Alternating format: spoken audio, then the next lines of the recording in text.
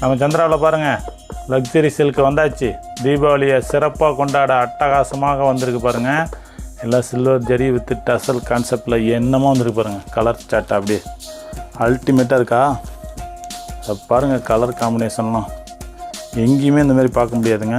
இதோட முந்தானி பாருங்கள், இதுக்கு முந்தானி எப்படி இருக்குது பாருங்கள். இந்த கலர் பாருங்கள் எப்படி இருக்குன்ட்டு, எப்படி அல்டிமேட்டாக இருக்கா? இன்னும் இந்த மாதிரி பாருங்கள், சூப்பராக இருக்கும்.